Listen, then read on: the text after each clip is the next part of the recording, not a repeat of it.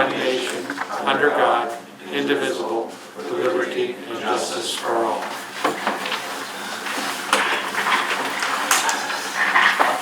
Thank you all for coming. Open the Harrison Select Board meeting Thursday, April 23rd. All members are present. The next item on the agenda is adjustments to the agenda. We have two adjustments. We'll be deferring approving business licenses until business license renewals under new business until the next meeting to ensure we do all sufficient notifications, and instead we'll be replacing it and approving the liquor license for Millie's. Okay. Moving right along, the next item is public participation for any non-agenda items. I see one hand raised. Or two. Running in here. Hello, Wendy Deland, 15 Eagles Road, director of Miss Mabel's Nature House. Catch my breath. Just running in. So I'm here just to keep attention on the speeding issue that we all are having, especially that we're having up on 35 in front of the school. And Deputy Day does hang out around school time, around 8:30 to 9 with his lights on down by Town Farm Road, which is great. We already have some blinking lights there. The problem is between 9:30 and 2 o'clock, the contractors are back to work. They are on a mission. They are going along pretty good clip. So I'm wondering where are we at with, we were going to get some new updated signs. Can the sheriff be sitting up in that area more during those time frames? Just to keep an awareness, the speed limit is 40. I guarantee you they are not even going 50. So once again, I'm just bringing that to the attention of the board. Thank you. Full speed data for that location, and Okay, we'll speak to the sheriff. Sheriff's deputies. Yep. And then you can also go ask about what other signage we might be able to put up there. The blinking light will do only the 15 miles per hour. It's just during the school time. Before and after school. It can't be adjusted. It's not smart enough to be adjusted to. No, I don't think so. No. All right. Well, I thought we had a grant going or something. We did. I had applied for one, and I just reached out the other day to follow up with Maine DOT on it, and I have not heard back. thank you. Next. Good evening, Scott Ramsdale, 17 Smith Street. I'm here to practice my elevator pitch on the intersection of the budget and the comprehensive plan. I'm sure, and I won't use budget more than that because I'm sure you're all probably tired of hearing that term. But it's obvious. First of all, thank you for all the efforts you all put into this because it's indicated that we've got some work to do. We've got a great plan for the next year, but it's obvious future years we're going to have some need for funding. And the comprehensive plan hopefully will give us an opportunity to take a look at how we can acquire that funding through, there's really only three sources I think everybody here will agree. We can do it through fees. It still impacts the citizens. We can do it through commercial development. We've got a few opportunities that might be available. Hopefully we can investigate more. Or we've got to increase our taxpayer base. But I think it's kind of obvious that this has to, one way or the other, we have to determine how we're going to be able to increase tax revenue. Otherwise, the alternative is the boogeyman that no one in the room wants to even consider, and that would be increasing mill rate. We had some great, what brings it to mind is the great participation we had at the Comprehensive Plan Committee workshop. Kristen will, I'm sure, cover a great deal more of that much more effectively than I will. But there is the general tendency we want to protect our open, we want to expand our open land, our waterways, preserve the, the rural character we have, but it kind of runs headlong into the fact that our population is 55% of the population is over 50.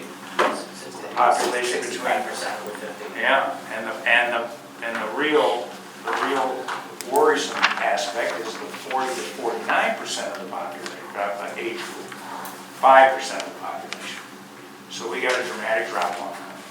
That's going to impact taxpayers, that's going to impact the development of all the wonderful plans we've been putting in place here. So I'm hoping you'll all join me in a chorus on that we look really hard and long at what we can do to develop our revenue sources going forward into the future, because I think it's obviously going to be the benefit of the members here. And I thank you all. Just a quick mention that we have a capital approval plan workshop coming up in 2 weeks. 2 weeks. And so certainly our committee could submit a request to be considered. We thought there was something that should go with the capital plan. And we have a pending category as a way to make sure we record all requests. And even if the board decides there's more information, the request does not disappear. It will get recorded.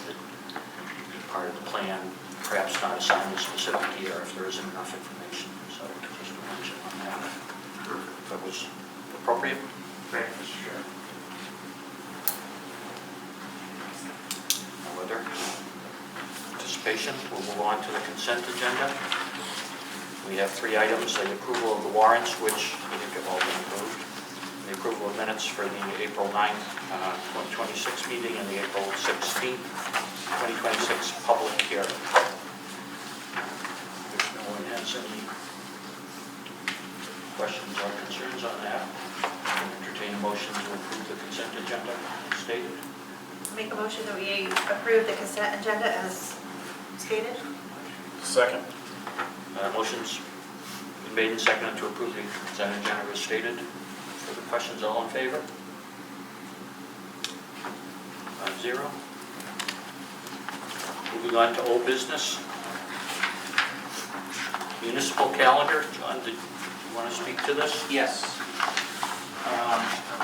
We had decided, I can't remember when it was, in the fall, I think sometime, to put together some sort of a reminder system of when things are due in certain, throughout the fiscal year. So the draft that was done was for this fiscal year, 25-26. So it didn't include a full, it wasn't started until the fall, so it kind of didn't have July, August, September. So I put together one, a full, complete fiscal year with just different activities that we need to be aware of for certain months of the year. This is not specific to any year, so I guess my question is, would we want to do it one for each year? You know what I mean? Like do this like for FY 26, 27? Or do we want just a generic by the month general types of things that we need to plan for? Any suggestions for John? I think the generic's fine because Yeah. they're not specific dates any of these have to happen by. And if there's while it still says draft, if there's anything that I'm missing in here that you can think of, just let me know. I asked the department heads as well to let me know if there's anything that needs to be. Yeah. So I had 2 items. One is, I know last year, at the end of December, beginning of January, we sort of had a rush and approval for events in January. Oh, yeah. The Lions Club schedule. Yeah, I put that in November. I can move it to December if you want. Whole calendar year event? Yeah. Okay, no, that's sufficient. I missed it, thank you. The only other thing was a select board planning workshop. July, Is that what that first thing item is on July? What the arguments annual are. organizational workshop. So I think there's two different things. One is the board getting organized in July. I would just say maybe a separate item and say August. August for- Sort of the board is, Goals workshop. yeah, priorities or goals, annual priority goals. That would be my suggestion. Okay. Other than that, no, I think this is at least what I had in mind, a reminder. So it does say in April we do the Bridgeton plowing reimbursement. Is that something they've done, or? That was something, that was in your notes. Something listed there, I don't know if that was from what. Find more out about But this is that. good, I think. Any questions for John? Now we'll move on to the paving request for proposal. Yes. So I can't remember what was the, I think, March 26th meeting. I had presented a RFP that directly matched what we had talked about in the capital planning workshop, which is different than what the public works director is looking for an RFP. Just his explanation was to have, to give us options, just to see what the prices are so we know what our options are. But either way, whether we do the scaled back one that has just what we decided on in the capital meeting, it still needs to include Lewis Road for the finished coat.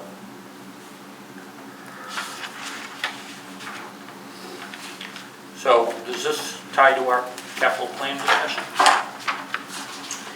It does, and I mean, that's another possibility is moving it to the capital plan.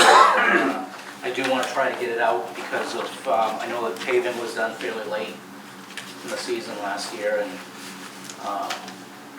because I don't think the bid process was done until like July, so the sooner we can get it out, the better, but if we wanted to, defer it to May 7th, it's only a couple of weeks away. But it does ask for pricing for each item, so even if it's out there to get pricing, it's still decided. It doesn't mean this is what Right. our paving plan's going to be. Right, exactly. We're looking to get pricing on, so. It makes sense. So would we, this would result in having pretty detailed information by town meeting time.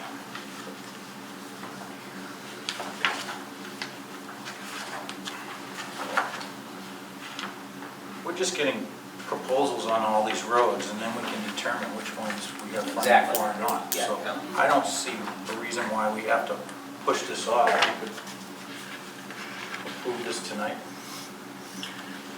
I mean, and realistically, as you can see from the list, there's just no no way, way. we're not gonna have funds for all that's on there anyway. But this gives us a base, so even next year going forward, we can look at the roads and parking lots that we didn't do this year, and we have an idea of what it's gonna cost us next year too. So, Yeah. I mean, we should do this every year, you know? Same thing. We know that we can't do them all, but we're gonna probably be able to do, I don't know how many we're gonna do, actually. What was the plan? What was our plan before? What did we- Plains Road, no parking lot, fire station parking lot, Coleman Road. Center of the post office, Lincoln Road there, I thought. It makes sense to add in some options, Yeah, just in case. not knowing what the funds will Yeah. allow. Yeah, because we have no idea what asphalt's gonna cost this year anyways, with fuel prices going up, oil prices going up, by the time we do this, who knows? So, I think the more that we have of different size roads, and we'll be able to choose which ones we'll be able to do with the money we have, so. And this includes getting quotes on the 3 parking lots. Yeah, I think two, because I think we need some planning that needs to be done here to do the drainage just before we can. yeah. Two. Transfer station. Okay. Any questions for John?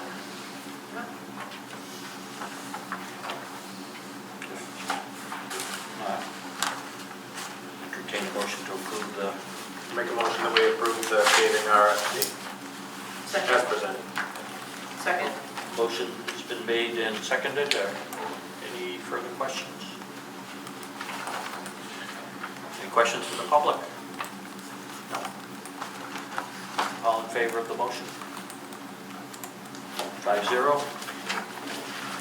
Send it home. So our calendar shows that we'll do this every year in April.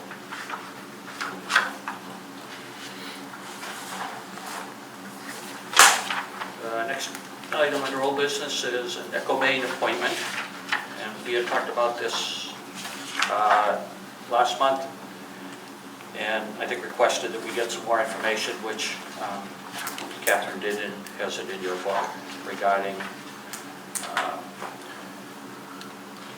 from Maine, the executive assistant, who sent us information about the term and some of the things the current incumbent is doing. We're under some deadline here as the way the terms run. The other thing I would just mention is in reading through the Maine agreement, we can also appoint an alternate, which I think might be something that the board should consider for the future going forward. I think Mike had suggested seeing if the public's interested, and I think that's something we could do that I think the new board should do and take our time doing that. An alternate position would also help to have someone be able to test out if it's something they're interested in. So the agenda item here would be to reappoint Matt as the Maine representative for Harris. And are we sure he wants to do it? Yes, he does. Okay, perfect. I make a motion to approve Matt Franks to be on the board of Maine. Second. Motion's been made and seconded to reappoint Matt Frank as Harrison representative on the board for Maine. All in favor? 5-0. Can you also add that we should put that into March for every third year, so in 2029, yeah, that, Maine. yeah, because it seems like they asked us pretty late to reach out to find out if anyone else was interested. So you could add it with in sort of a parenthetical expression of every third year. And John, if you could make a note, I think in July or August, for an agenda item would be to see about seeing what the interest would be in having someone who's serving as an alternate. Which could be viewed as a internship or a trainee position. Who notifies Matt? How does that happen? He's not here. You'll notify him, okay. And I think they require us to send them the minutes, copy of the minutes. Yep, so you have to be sworn in? Yes, that's what it says in the letter. Yeah. So, okay, good. Moving on to new business, resilience grant. Do you want me to go stand up there? Yep, so I think there's been some ongoing discussion in some past history, and we have a subject matter expert tonight to explain it all to us. So,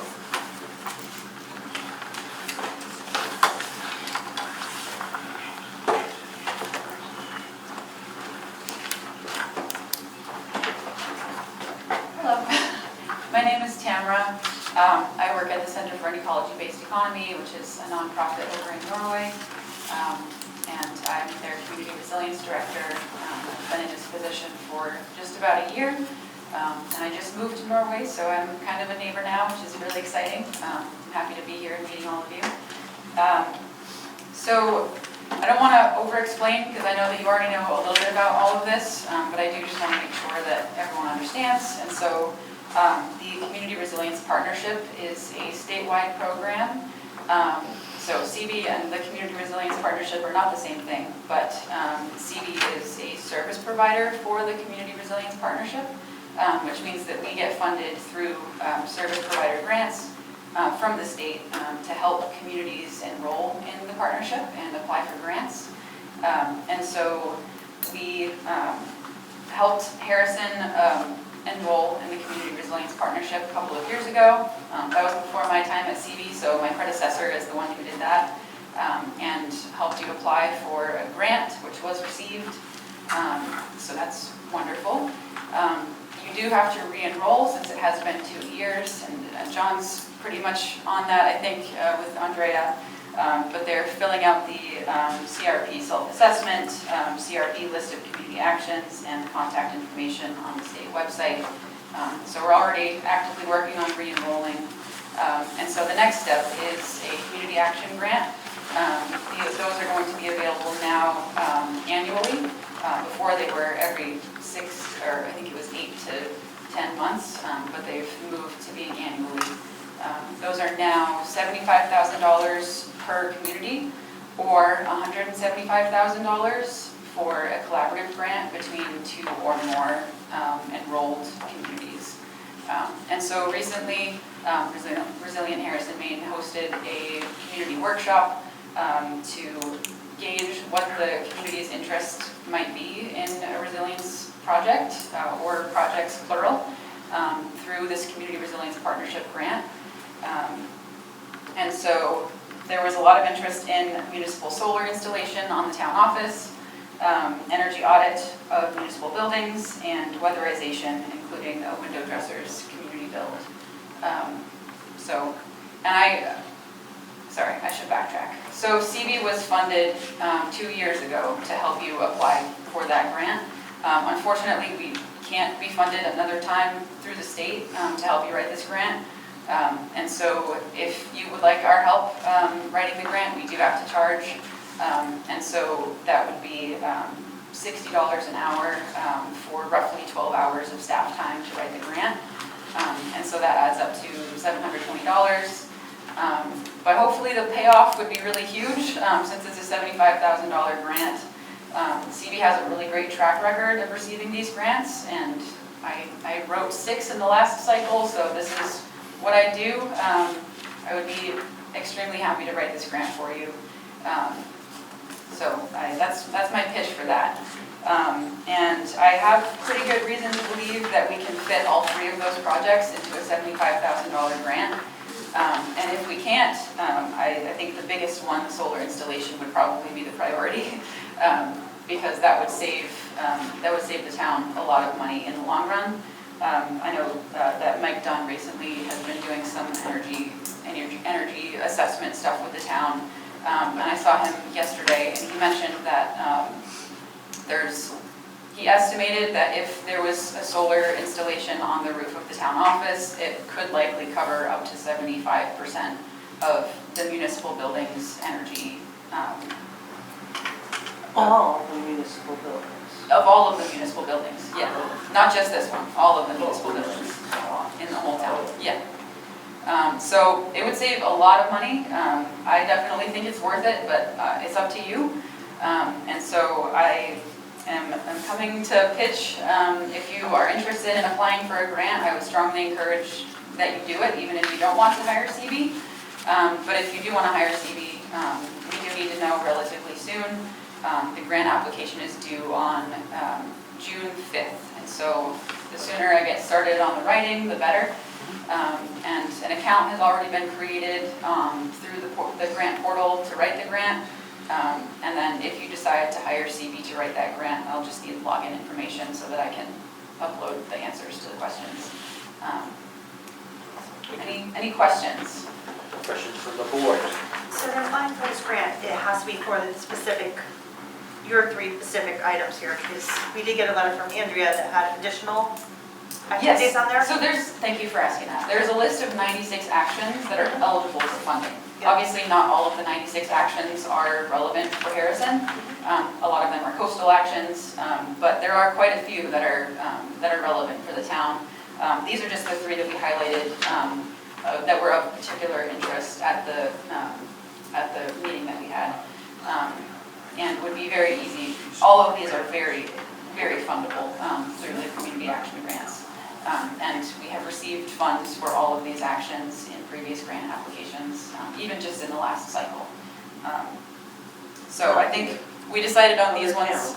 Yes. Yeah, in other towns, yeah. We decided on these because first, they're kind of low-hanging fruit. It would be really easy to receive funding for these things, and also it would save the town a lot of money. But that's not to say that we couldn't apply for this grant again next year. Or Andrea could apply for the grant next year if she wants. I can coach her a little bit on how to do that, so you wouldn't have to hire us again.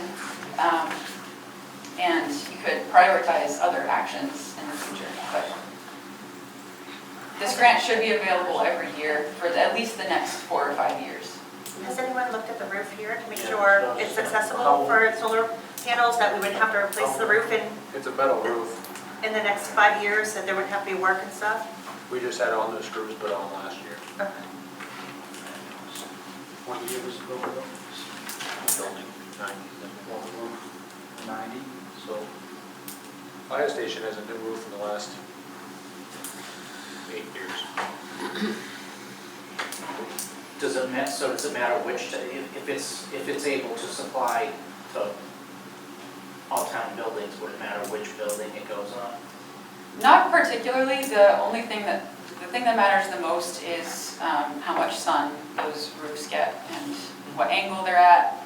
I'm definitely not an expert on solar installation, but yeah, the amount of sunlight that they get and the angle of the roof is pretty important. And I'm not sure what the difference is between the other buildings. I think it would be doable. What's that? I think it would be, the fire station, there would be, A lot of I square think footage in it. there's It's trees wide to open. the south, right, of the fire station. Building, our new maintenance building.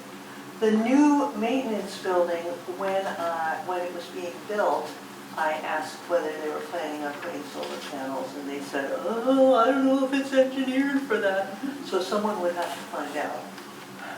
We haven't reached out to any solar contractors yet to get estimates for what it would cost. I wanted to make sure that that was something that this board was interested in the first place. But once you voted, if you decide that this is what you would like to pursue, I would be more than happy to reach out to some contractors and get estimates as soon as possible.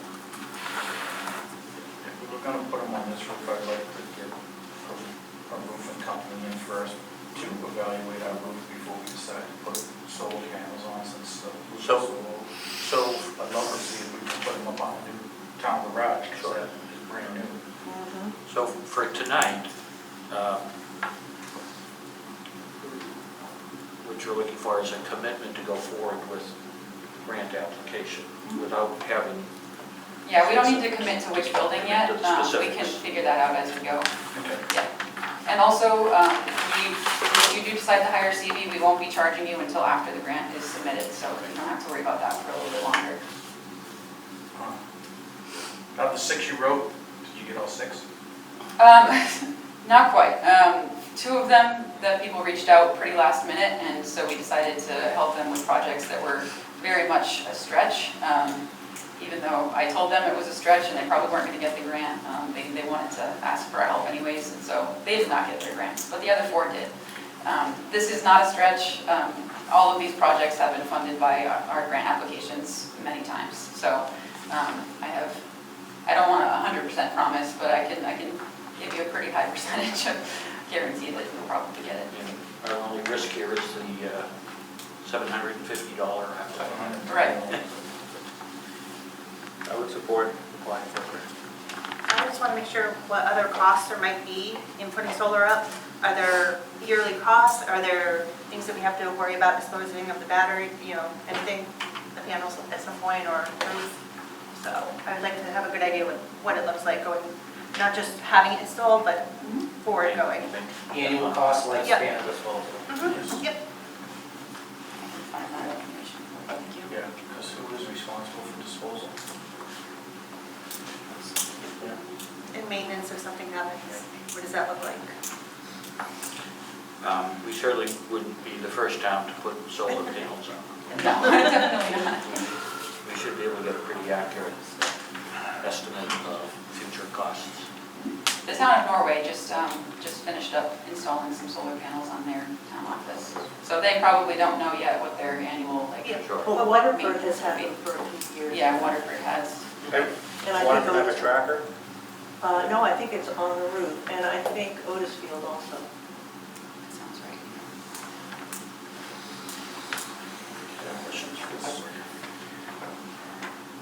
Any questions from the public? Dawn, do you have any? Just ready to go? Given what the cost of electricity is, And the way where it's gone, so it's not going down, it's only going up. and then, of course, there's also this weatherization, right, as another project which ties in with decreasing heating costs. And an energy audit, which would help with figuring out, what other weatherization you might need to do in the future and how you can save on electricity. We are How currently, about heat pumps? Is that under this too? Yeah, you could certainly, lots of towns are doing that right now. That was on one letter. Yeah. That's why I was asking. Yeah, we Yeah. probably wouldn't be able to do the solar project and heat pumps in the same grant, just because they're both pretty pricey. But in a future grant, definitely. There are a lot of desirable grants, and unfortunately, you can't, a lot of desirable projects, and Yeah. you can't fit them all into one grant, so you have to. Gotta prioritize. Yeah. I thought that was $750,000. We could push it, I guess. Yeah, okay. Did you have a question? Or I was just talking about the heat pumps that in the fire department. From the firehouse, The yeah. firehouse that we're looking to install. Yep. so maybe it's something we could, maybe in next year's grant, You that's bet. something we wanted to push down the road a little bit. Okay. And I've got lots of language from other town grants that I could share with you if you ended up writing that grant up. Next year. Yeah, we would be writing this on our own this year, except that the last grant we got, we never even saw, we were not, Resilient Harrison, Maine, which is the ad Hoc. it's not even ad hoc, it's just the citizens committee in the town, which is focused on this, did not participate at all in any stage of the grant application. So we've never done it. It's as if this is a new process for us. So if we do this together now, then next year we'll be able to. Is there a reason it didn't go for our grant writer? Just because last year we used CB, that this is their area of specialty. And he wasn't looking at these at all, as far as I know. I think the cost is definitely worth the reward. Cost of the $720. If there's no further questions, we'd entertain a motion to approve engaging CB to apply for a grant. Looking for the right wording. Community Resilience Partnership Grant Program. So we'll Second. I'm sure I did the hard part. No further questions, all in favor? Thank you very 5-0. much. You all have my email now, so if you have more questions, feel free to reach out. Thank you, Jim. Thank you. Thank you. Thank you.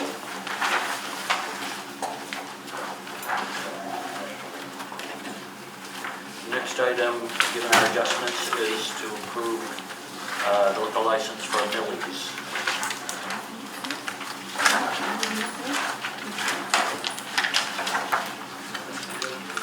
So I'm assuming that we have not had any complaints on Millie's. I'm aware of.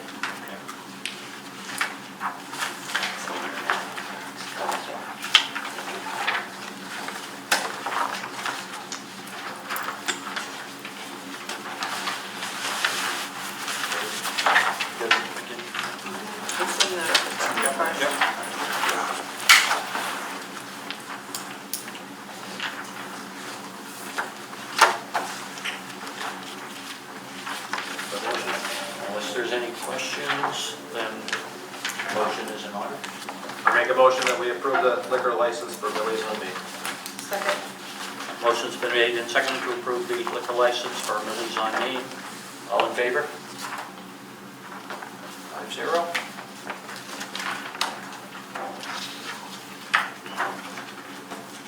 Next item is the Maine Infrastructure Adaptation Grants. John, can you speak to this? Yep, so I've mentioned this, I think, a couple times with the capital improvement planning. This is a grant that is now federally funded. I think in the past it was state funded. It provides up to $3 million per project, and we can apply for 3 projects. The ones identified, which I had mentioned before, was the Summit Hill Drainage Project, and the fact that there's engineering work that has already been done would be very helpful in, in our chances of getting grant funding for it. Also, I think also in the capital plan for FY '28 is the Tomes Brook Stream Crossing, similar to the 2 stream crossing projects that we have coming up this summer. We would be able to try and get some funding for that as well. And then since we were able to apply for 3, there's a 3rd project of a culvert on Cape Monday Road. Not a very big one, but it is a culvert that could be used to be fixed. So Daryl is working with us on this, as well as Lake Region Environmental Association, and also Sebago Technics and Wright Pierce for the Summit Hill part. So the grant is due on May 11th, and it's a lot of money. Is this one grant or 3 different grants? There are 3 different applications, so there are essentially 3 grants that we can apply for. So is this, if we get these grants, will this mean that we have to do this work this year?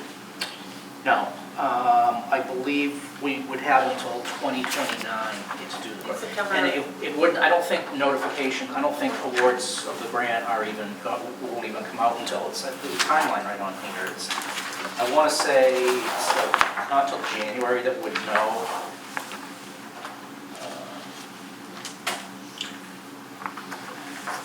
But projects must be completed by September 30th, 2029. Okay.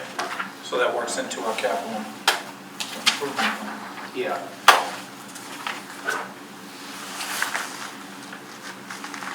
I think the timing looks like probably it would be for construction year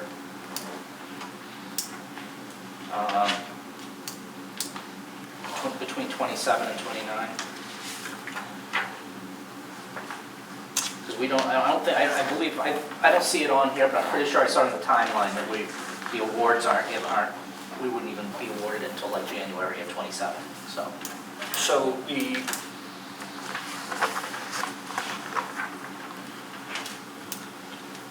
request for applications will open in late March and expected to remain open for 6 weeks. Does that mean it's the window for applying? Yeah, from whenever that was published.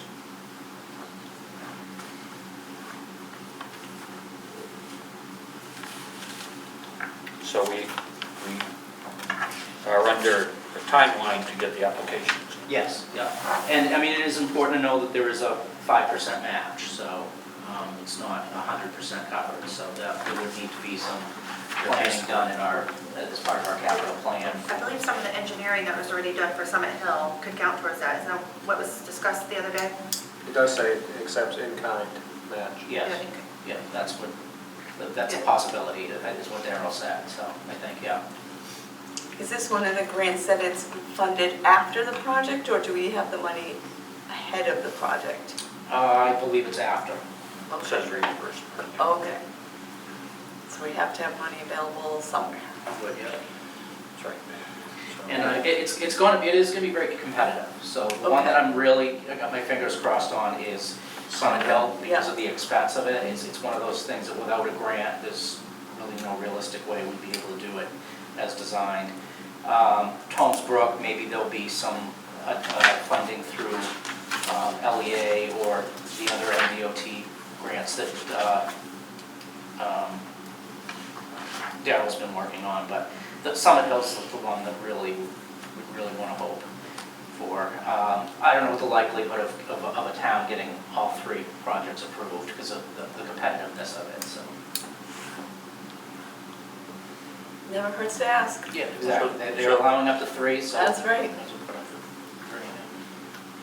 So it does help us having, Engineering.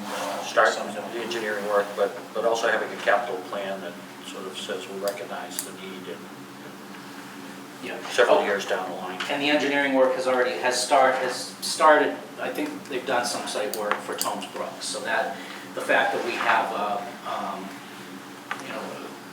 contractor, an engineer that we're working with currently, I think that helps as well, the fact that that's already a project that we're moving forward on, so.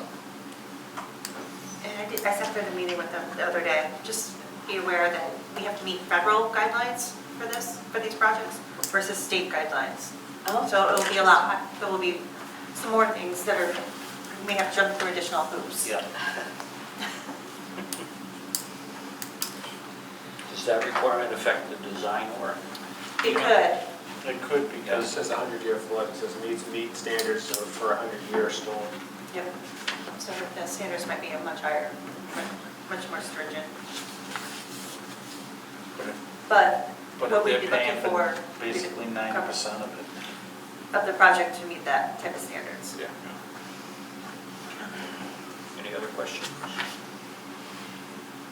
I mean, if we get them, basically we're on the hook for no more than $200,000, so.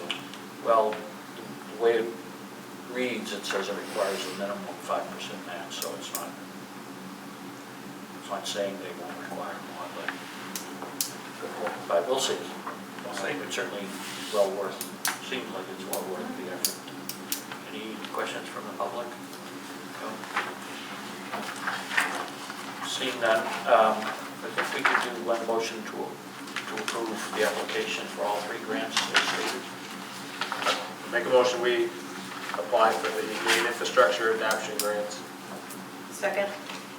Motion's been made and seconded to apply for the 3 grants as put forth by the town manager. All in favor?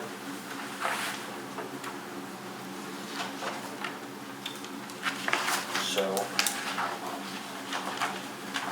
get Darryl on speed dial. Thank you. This is a big one.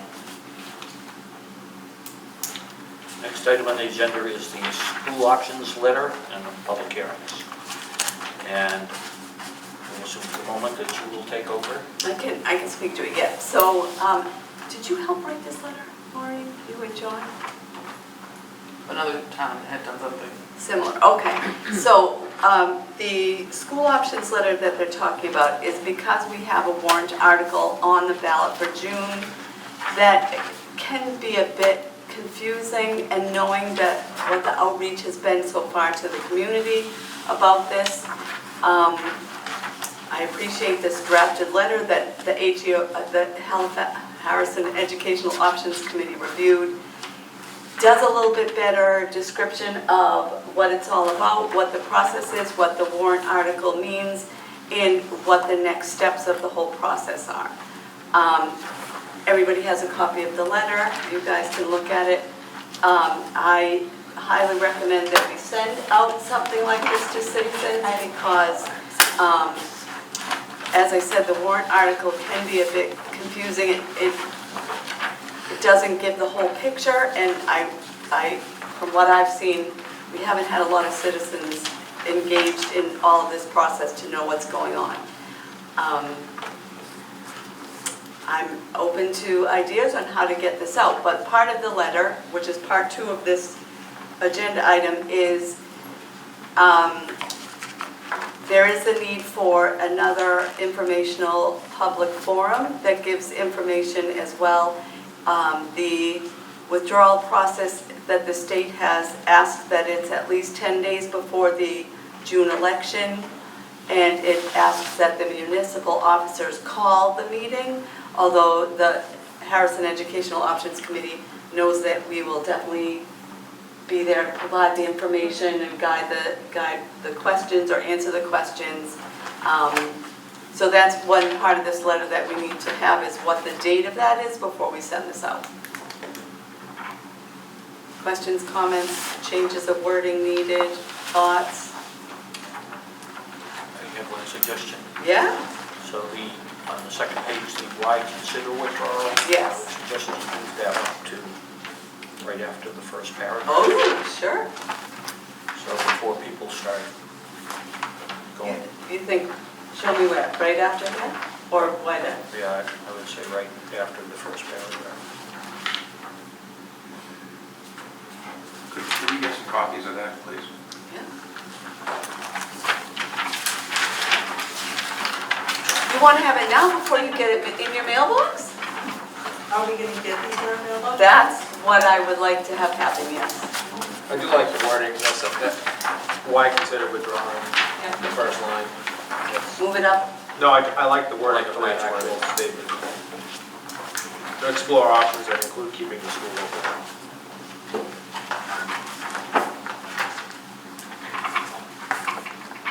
Is it possible that this can be something that is sent to everybody in town? We're going to the post office today. Yes, Ian has good news. and, So there's an opportunity to do every door direct mail through the post office. And do it all online. It costs about 25 cents to send it. And you don't personalize the address. The carriers get a stack and they deliver it to each address. Seems like we did price it out doing it with a mail house, and that was gonna be 50 cents before postage. Mailing it any other way would pay postage, getting a permit would have to pay for the permit, so this every door direct mail seems like a good option for us. 25 cents. It's about 25 cents, so looking at the 3 routes that Harrison has, it'd be about $380. Now that's estimate, exact would be determined, plus we have to work it out with the post office because one of the routes does go into Sweden, but we can work it out. And you still have money in your budget. we have money, right? Yes, Yes. you can cover that. So it would go to every household. I think that's important. I don't know what anybody else thinks. No, I agree. We agree. have to get it out to them because it seems like we're not getting enough Correct. people. Would you speak up further? So the public. I'm sorry, I said, Can hear. I said that I think that we need to do this because it doesn't seem like we have been getting very large turnouts for this issue. For any of our issues. I know. For any, right, I any know. of our, it's a general problem that we're having turnout. Until after the fact. So you are looking for motion to approve sending out this, I think there's 2 motions. One is to send out the letter, Yep, and the Once other we is have to the set dates. the date Yeah, set the date first. yeah. for the public hearing. First, we'll do that public hearing one first, so we know what to. Pick a date? Okay. Oh, so I sent a few proposed dates, right, in an email. I agree that we probably should stay away from Wednesdays because there's other committee meetings on those days. So there was a couple of Tuesdays. I don't know where I put it.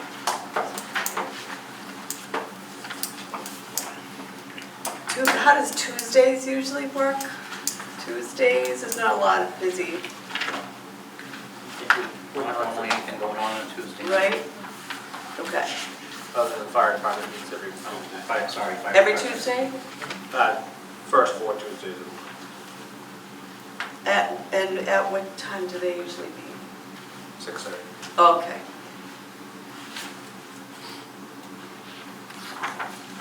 You're looking for the middle of May? Yes. I could be here for any meeting, anytime needed. I have something going on the 5th, so that's. No, it was a little bit later. I think it was the 12th or the 19th. Or Tuesdays, Yeah, or the 21st is available. Or the Does this require the select board to be present at the public It'll not be hearing? here the 21st. I think, yeah, it's public hearing, but we call a public hearing. I would not be available the 21st, so. I'm sorry? I would not be available the 21st. Do you want to be there, Kristen? I don't have to if you, if No, that I'm works better saying- for people. Do you want to be there? The 19th, Tuesday, the 19th is fine. Tuesday the 19th? I'm fine with that. Yeah, that's fine. Seems okay? With What time? only one conflict I heard On the 19th? on Tuesdays. Oh, fire department. Well, what about 5:30, do it like 5:30, because then, It doesn't matter.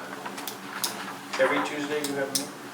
But you're also losing any other fire. It doesn't. Fire. that's what I'm saying, well, if we do 5:30, they're meeting 6:30. Yeah. That could be We do 5:30. 5:30? 5:30. Tuesday, May 19th, 5:30.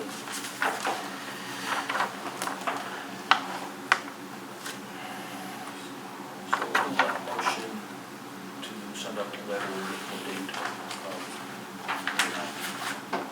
of. Okay, one other question, I did ask John about this. Have it here or where? He was saying, oh boy, I know. I hesitate to have it in a large place because of the turnout, and then that means we'll get a large turnout. So maybe it's better that we have it in a smaller place because we'll get a large turnout. We can fit 72 people in this. 72 so- people in That here. should be fine, right?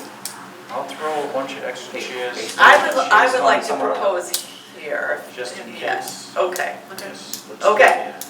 beautiful. We haven't had any Yeah. of that I last hope week. it means we get a lot We of, have a loud enough speaker system, we can set chairs up outside the door. okay. I like that we can use this. TV Yeah, screen. yeah. So, Okay, any sorry. other questions? Yeah. for Deb? That was helpful. Any questions from the remaining public? Um, So I think, do you want to make a Do you want me motion? to do it? I'd like to make a motion that we hold the public forum on the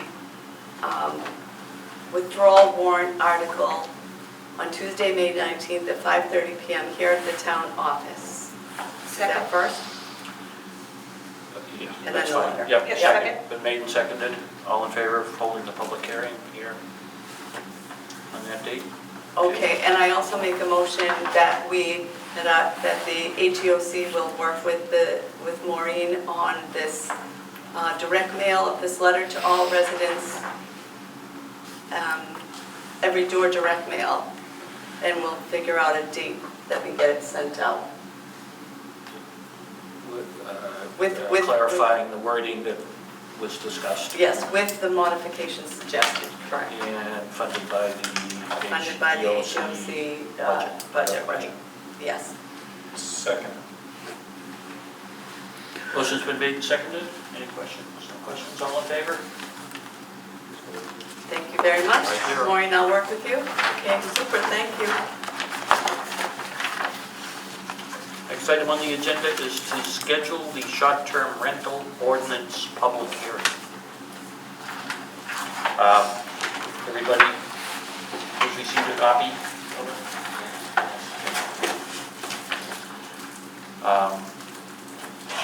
So we have a public hearing scheduled for two other ordinances May 7th. for May 7th. So I think we have a couple of choices. One is to schedule public hearing on this separately, or to include this in that May 7th public hearing. I think that it may be a lot to put this on the May 7th. Yeah, I There's think gonna be we're gonna discussion have, here. well, I don't know, the last public hearing we had on this, when we were doing this last year, we didn't have any, the only people we had in here when we were writing this and everything were the people who were, Okay. the people who had Airbnbs, and they were in favor of this. It was only at town meeting that it was a problem. Right. So regarding the date, Do we have to vote to support this as a select board? This is just a public. it's not I think, it's not a financial, doesn't have a dollar amount in it, so the board doesn't have to make a recommendation. And get voted on at town meeting. We just have to agree to put it on the warrant. So we have to have this by what date then, to have it on the warrant? Well, the May 4th, we only have 2 more meetings after tonight before town meeting. That's- So I want to get the warrant going for on Right, the so agenda that's- for so- next meeting, okay. which is Just May So we 4th. might just have to do May it. 14th, we'll be voting on the warrant. Yeah. Yeah, okay. So we'll have to add it to May 7th. Yeah, it sounds like we have to do it May 7th. Or you could do a different night that week.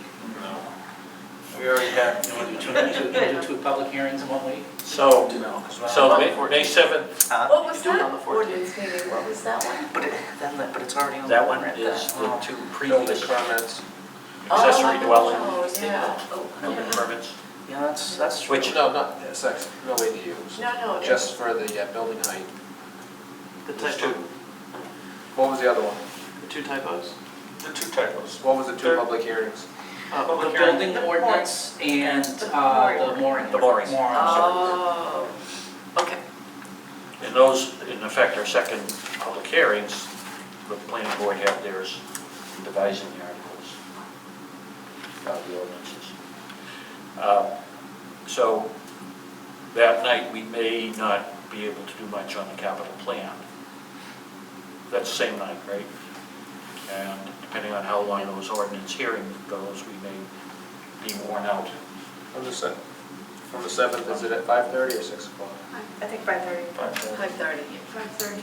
So then in theory, we could start the capital planning meeting at 6, but depends on how long the public hearing takes, so.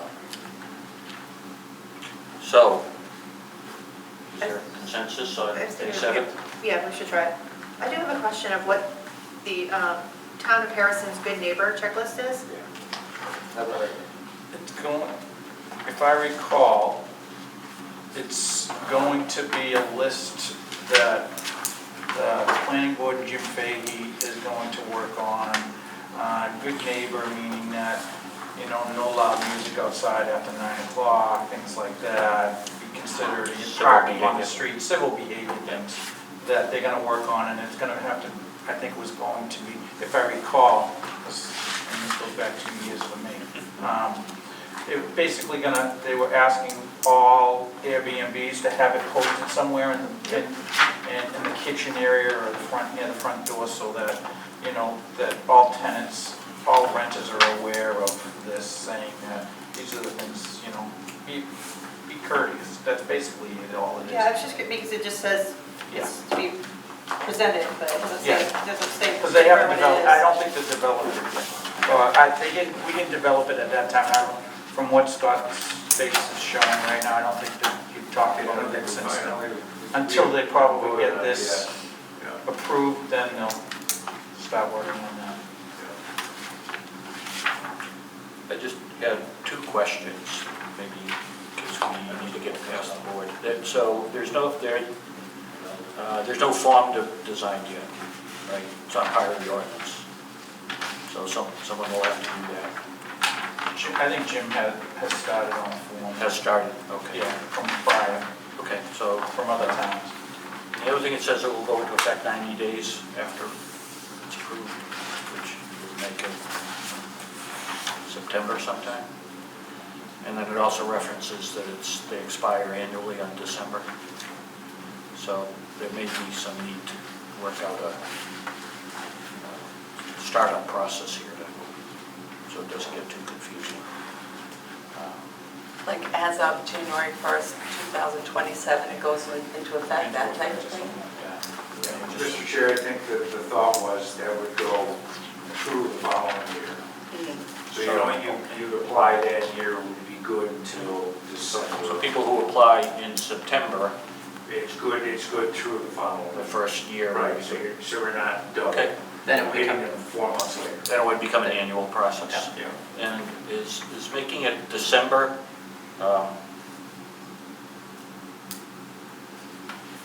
it says it requires inspections. And I'm just thinking it might be property that is not accessible at that time of year. So it might just be something else to do. And be prepared to answer. I think they were thinking about doing inspections at the end of the year like that because of code's usually slower around that time of year. No, I understand, yeah, I'm just saying there might be some logistics issues. Yeah.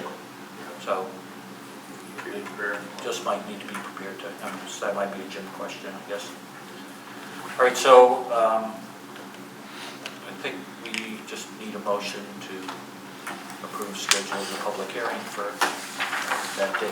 What date are we thinking? May 7th. We're gonna try to do them all that day. Yep. Nice. I think we should do The it. capital improvement plan will suffer if Yeah.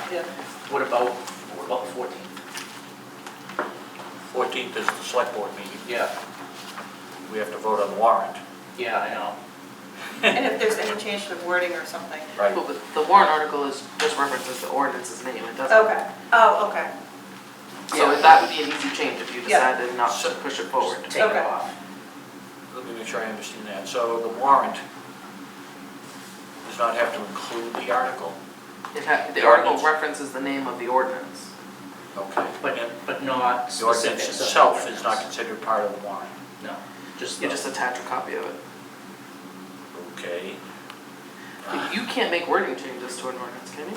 Doesn't that have to go back to the planning board? you'd have to go back to the planning board, yeah. Yeah, so if you don't think it should go forward, it has to. We can go back. decide not to put it on the warrant. Right. That's really what our role is. Right.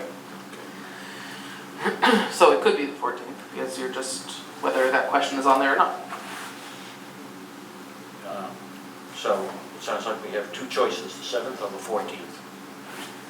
Why, I think it's the 7th. Stick with the 7th. We could do an off night too. No. Okay. I'd rather do it on I think the 7th is just like, 7th's fine. and Do the it's- 7th. I don't think it's gonna be as big of an issue. Okay. I really don't. Okay. So I entertain a motion to schedule a public hearing. I make a motion to schedule a public hearing on the Town of Harrison short-term rental ordinance for May 7th second, At 5:30, at 5:30. second. and it will be held here. Yes, all the others I hold yes. Can all of them, the public hearings be scheduled for the same time, or do they have to be called out for a different time? The way I have it listed, the way it's in the newspaper now is it's 5:30 for two ordinances. Okay, So, all right, I just want to make sure. I don't know what to do about the advertisement now. I guess we should just try and put them in the order we think will address them. Leave it at that. And that way we can hopefully move along. So there's already an advertisement for two of them, right? There is, but it mentions just the Two. mooring and the, So now you can just add another. Just stay updated. Just do them, just Yeah. update it to Yeah. 3, you know, and we'll treat them in the order that he had them listed in the, Just add this on as the third one. as the third. So did we approve that? It's been moved and seconded, I don't We think haven't we voted voted. yet. We haven't voted. No questions? All in favor? 5-0.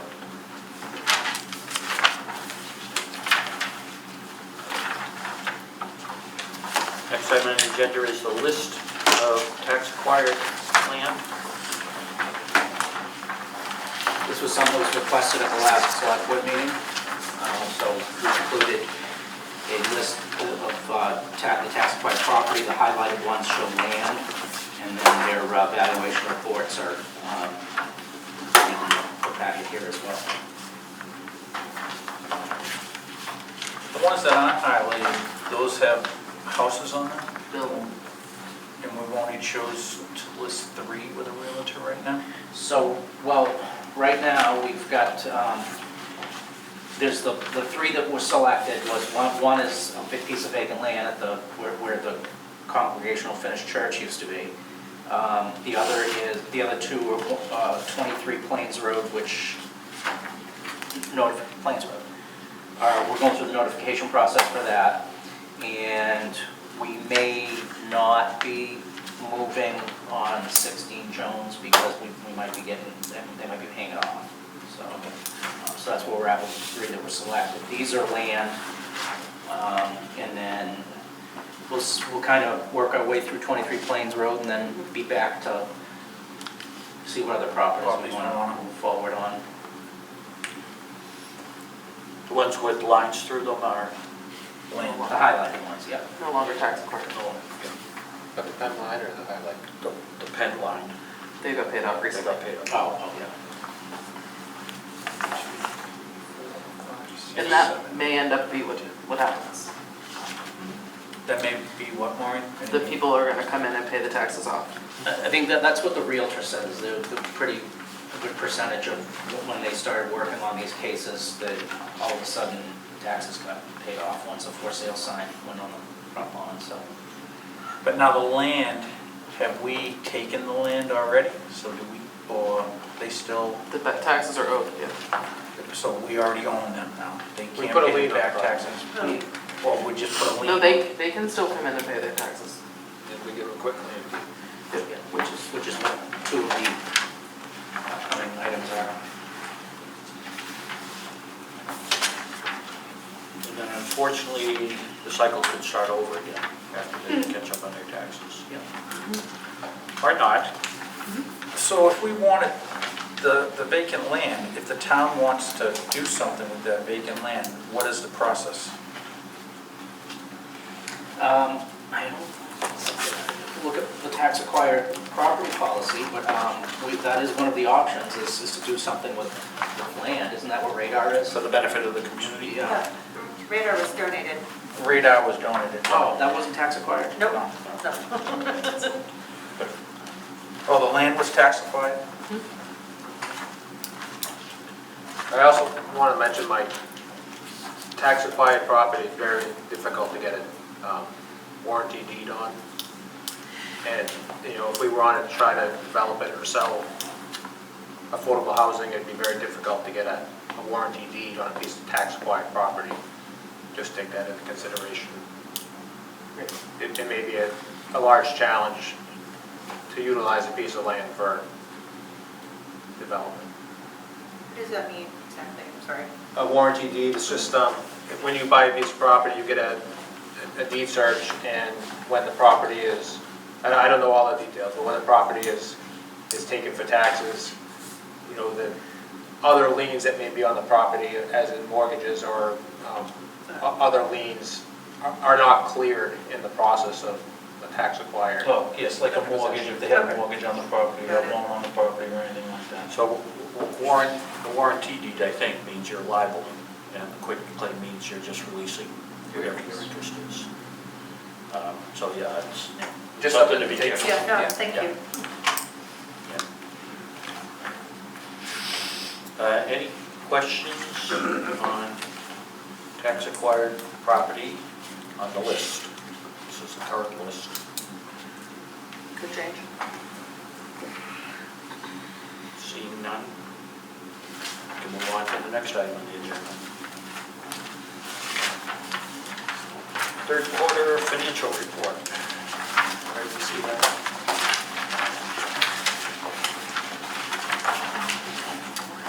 What? There's not one in there? I have it right here if you want to make copies. Which is the blank space in the. Yeah.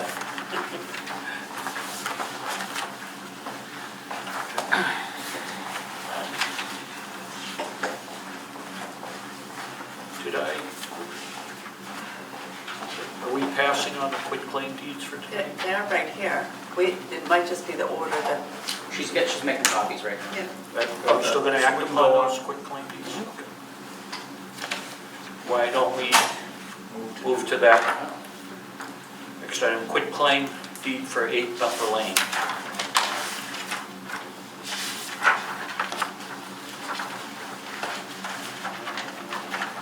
Sure, this is the right one. It's a second one, that's a contract of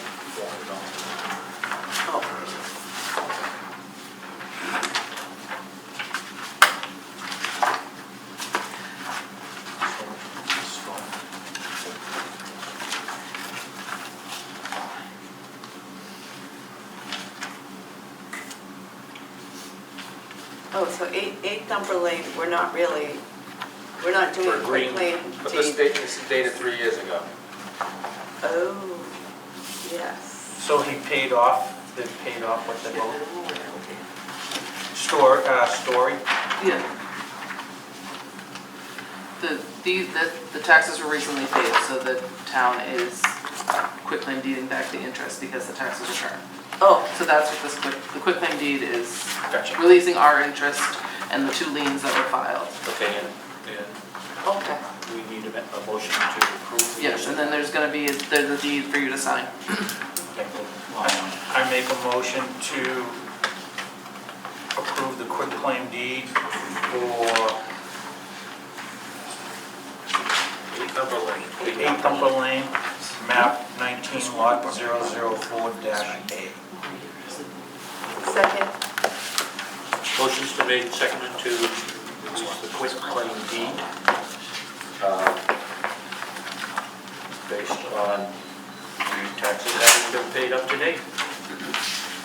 All in favor? 5-0. And this one is 676 Eads Falls Road. When this money comes in, let's go into the undesignated fund balance, or where does it go? General fund? No, when it's tax acquired, it's booked as a receivable on the account, so it goes into the tax account. Do unpaid taxes show up as a? liability. Yeah, they're receivables every year. That's why on your financial summary, you don't see the taxes necessarily, because we carry forward, we've got balances for a couple of years. That just keep carrying forward.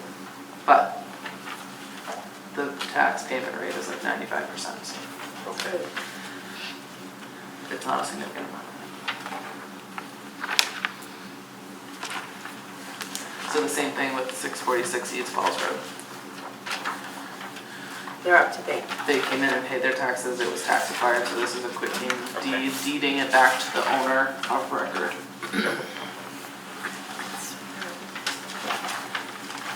I make a motion that we approve the quitclaim deed for, Just have a question about the address, which is Okay, different on yeah. the quitclaim deed versus the agenda.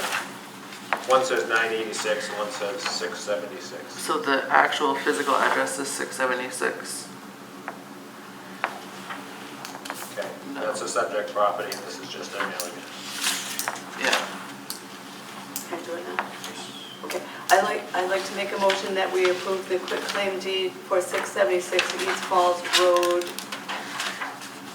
tax map 19, lot 0007. Second. Motion's been made and seconded to release the quitclaim deed for 676 East Fall Road. All in favor? 5-0. So we will return to the third quarter financial.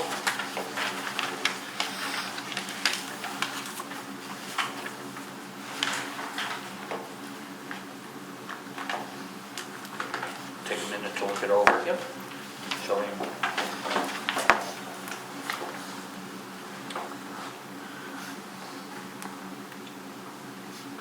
What, Marie, do you know historically, is 94-95% about where we typically After the are second for half revenue? payment.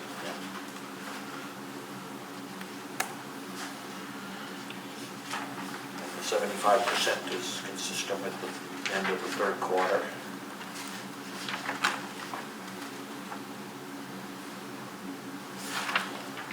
Some departments are well under that.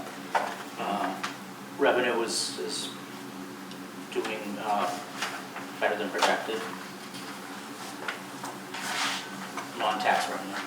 Yeah, we're $700,000 over. We've exceeded Or $70,000 Annual. over, I'm sorry. $70,000. estimate 3/4 of the way through the year.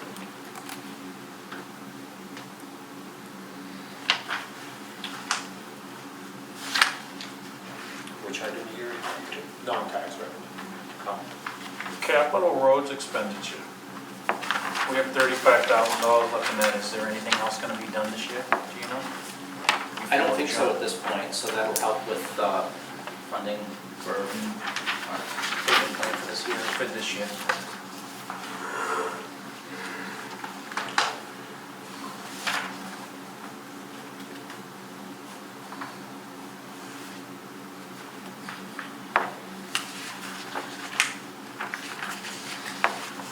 John, we'll get one more of these in July, which would give us sort of a preview.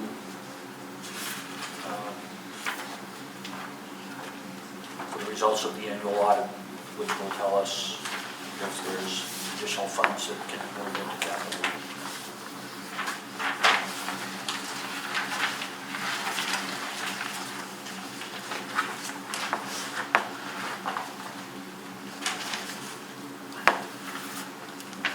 Do we have any more items, or have we purchased everything on the capital budget? So that's actually the next. So that's sort of the lead into.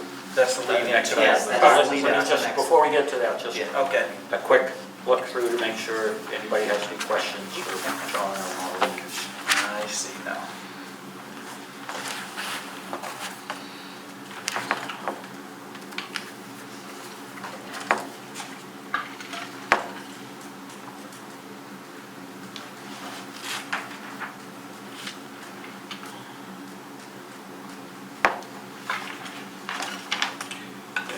John, on the fire truck, this just reflects that we've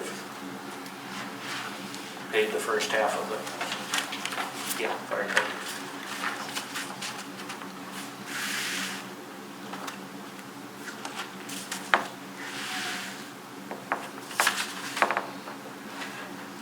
And the brown tail mock treatment, we'll be doing in the next month or so. May.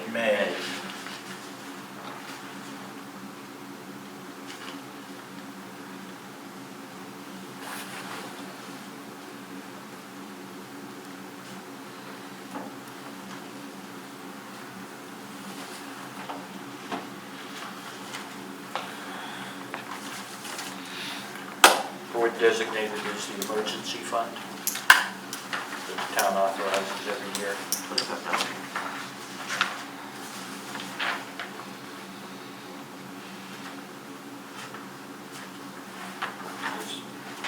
Educational Options Committee has spent $450. I swear it was better than that. That's only as of March. Okay, There's- oh, okay, thank you.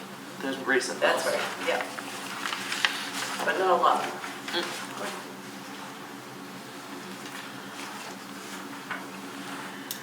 And just in terms of our oversight role, it shows that the Comprehensive Planning Committee is well within their budget.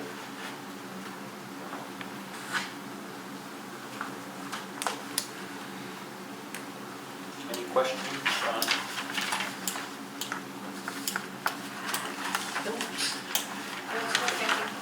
Okay, we certainly can ask John and Maureen if you see something afterwards. So we'll move on to next, the Parks capital request. So the intent was to be sure everybody knew where we were with the budget. And John, do you want to speak to this quickly? Yep. So the Parks Director is requesting some attachments for the new Kubota tractor due to the fact that there was some money saved in the purchase of the tractor. There is, in that, if you go to the third page of that finance report, it breaks down a little more detail on the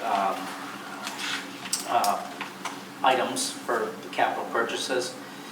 So you'll see that the Kubota tractor was $27,500 as opposed to the $36,000 that was estimated. So there's a little bit of balance in the capital account. So he is requesting to purchase some attachments. Trying to figure out the math. Can you explain the cost of what's being requested? Yeah. Just the things you pick. Yeah, so looks like, can you read those numbers to me? I don't have my glasses with me. It's a grapple, 55, rotary 66, no, so tiller. $6,600. I just thought it said Yep, 86 yep, on the bottom yep. line. So Yeah. Just the grapple and the rotary tiller? Price to the 6,600. And a hydraulic third function kit. Oh, where's that? Oh, yeah, yeah.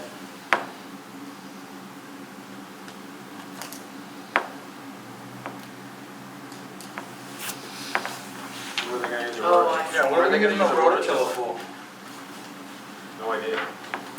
Do we have an idea? What do we, He didn't specify. I think a sweeper would be a lot more important than a Like, rototiller. I don't even know where we would use a rototiller. No. Can- I mean, We could, I can see a use for a sweeper, but I don't see a use for a rototiller. so let me suggest that if, for the items requested, if the board is comfortable with any of them, we could approve those, and then ask for more information on any that were uncomfortable. Yeah, we've got 2 more meetings. I mean, let's just ask for the department head to be here. I mean, even a grapple. I mean, there's a couple things that I see more use for. I see more use for a front sweeper.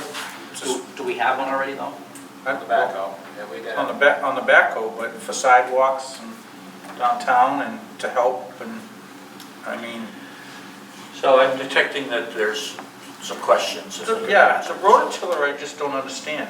We don't, always I know briefing we've people. talked about having a garden, a public garden, So we'll put it on the next meeting.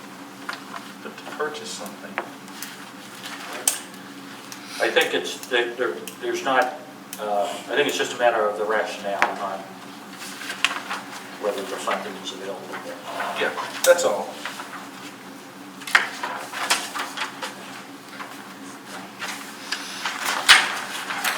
Next item was to review the budget public hearing. And just to determine what our takeaways were from it. What went well, what didn't go well, and sort of looking at it as somewhat of a reversal for a town meeting. So I'll just start real quickly. John, I think your explanation was good. You walked through all of the budget items, and other than one item, there really wasn't much controversy. So we'll do something similar for town meeting, sort of a synopsis or a summary that will be a handout for people. We didn't get much of a turnout, which seems to be a public hearing issue in a number of different areas so far this year, so we have to think about how to improve upon that for the future. Give away free cookies and coffee? It could be, we could. There was a suggestion that we Try Saturday? I don't know. could try Saturday. But I did hear feedback that 5:30 was early. Oh. So timing, I just heard that. think about timing for next year. It's just, A lot of people are just getting home from work at 5 o'clock or 5:30. it's just frustrating because then come town meeting, you're gonna have what we had just on that one with the sheriff's deputy, that's gonna, be 3, 4, 5 times as worse as it was there, so we should get a better crowd at these public hearings so that more people know. So we'll have to think about how to drumming up more interest for the future. The only other thing was the acoustics, microphones. So we have to figure out a better arrangement than what we ran into. We just had the one microphone and the batteries went dead. So This is a recurring problem too. we maybe need a, Maybe with this the extra money from the capital plan that we maybe look into, Johnny could, at the next meeting, bring to us, so maybe an audio system that we could, We need to own a we need our own. audio reliable PA system. LRTV. They, you guys have some? Well, 2 years ago, we set up the sound. for the town meeting. Yes. And we can do it again. system. Oh, yeah, the town meeting, I'm just talking about public hearings. Town meeting, we do, So we won't have the same problem at the town meeting, I think, is what we're saying. That's correct. Yes. So for public hearings though, or large public hearings, we just may need to invest. In the I mean, if we're there, we could No, I we could understand. do that as well. I mean, Okay. Okay. Good to know. Yeah. So for next year, we just should make sure we've got enough batteries and perhaps 2 microphones. Let the school turn on the heat. The other thing we should talk about is the feedback on the budget. And we have 2 items that are related: review the budget, public hearing, and talk a little bit. As John mentioned, we have to put the warrant together in a couple of weeks. And the board has to decide on what, if any, warrant articles they want to add beyond the budget warrant articles. So these 2 items are kind of related. We don't need to vote on anything tonight, but it would be good to have some feedback from everybody on the board as to what direction to give John over the next few weeks. So the big issue was whether to go with the budget that was recommended, which included 1 deputy, and then whether to, or to change it to include 2 deputies, or to go with the 1 and include another article to have 1 or more deputies, as we did last year. Look like you're anxious to say something. Well, no, I'm just sticking with your order because with the public safety, we had talked about getting more information out to the public so that they can make an educated decision. You know, I did ask Catherine to pull what the vote was from last year. So it was 66 who supported going back up to 2 deputies, 33 opposed. Just my thought on that was it was probably a very emotional vote versus a factual vote. So I think if we're going to bring this back up and it being a possible warrant article again, we need to get information so people can make an educated decision when they vote. Do I interpret that to mean you're leaning towards keeping the budget as proposed with a separate article? My personal feeling is actually to keep it as 2 deputies because In the budget. and then someone can speak up if they wish to bring it down to To reduce 1. it to 1. Not have an additional article. That's just, yes. I agree with that. Yep. Especially since you were talking about, I heard you mention maybe doing a public safety committee. So one of the thoughts is if we don't have exactly the right information, so I think John presented some information which had to do with number of deputies, the costs, the impact on the budget, which was basically 4% for each deputy. yes. So each deputy, it equates to about a 4% number in terms of the budget. But what we didn't have is a lot of detailed information regarding actual figures in terms of what's occurring. You had some general numbers, and I think you spoke to it a little bit. So one of the suggestions, or one option, is to have the equivalent of an ad hoc committee to try and pull as much information as we have available into a more insightful or actionable result. I agree, and I think also they could also look at other options too, if we do a public safety ad hoc committee. It would be a great help. And, Yeah. I mean, I was with John, I met with John the other day just to talk about, you look at the sheriff deputy's contract, Yes. and, we're paying for oversight for them by a sergeant or somebody like that. And we're already paying county sheriff fees, and that oversight is done for this whole region, so why should we be paying? There's certain items in there that I think we should be able to.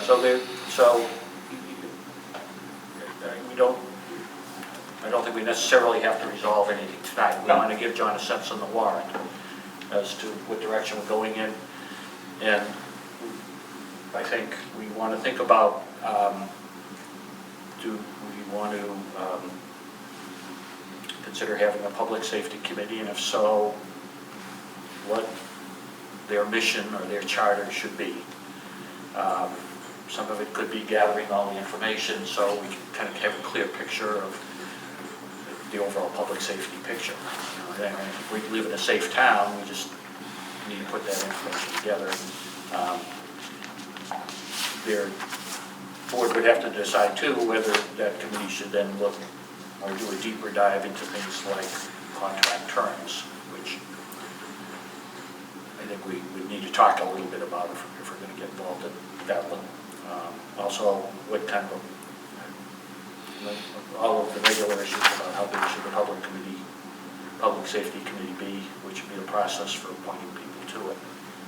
I think just even out of the gate, we just have to be able to inform people. I think there's a lot of misunderstanding that if we don't have EMS on duty or a deputy on duty, that calls go unresponded, which is not the case.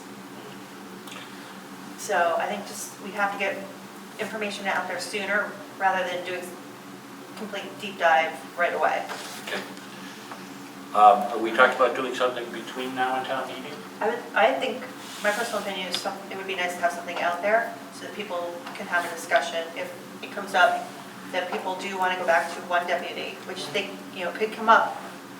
It's to help with the budget.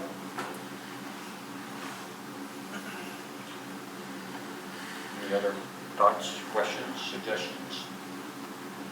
Well, John, also, if we do stay with 2 deputies, there is the option of changing that second deputy's time, correct? So that maybe we can push it more into the night.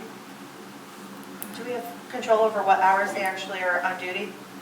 Or is that set by their contracts? Found something from 2012. It's an interesting rate. And, again, I don't know what has changed since 2012, but there was some language in here about as the sheriff agreed, established with mutual consent in a regular schedule so that no one but the town manager knows when the deputy is on duty. So that leads me to think that there may be, they already are not working normal sheriff's patrol shifts because the regular sheriff's patrol, they do, day shift is 7 to 5, evening shifts 5 to 3. They're doing some variation of that. So that would lead me to believe that there might be some flexibility on, especially if we look at where are the calls following, where are the priority calls following? Is there a way that we could adjust the hours? So let me just backtrack. For this year, right now, the budget that's posted on the town website only has Monday one. Do we want that? Do we want John to change that to include 2? Is that the budget we want to go forward with? We have to make a recommendation on the warrant article regarding the budget. So After the public hearing, I think we should go back to 2. And give the option or whatever to go to 1, but I'd rather see it go that way instead of us doing 1, giving the option to 2. I would agree. So have John change it to include 2. Yep. Any opinions? Let's see if it until we have more information, I just think at that meeting, I just think that is going to multiply.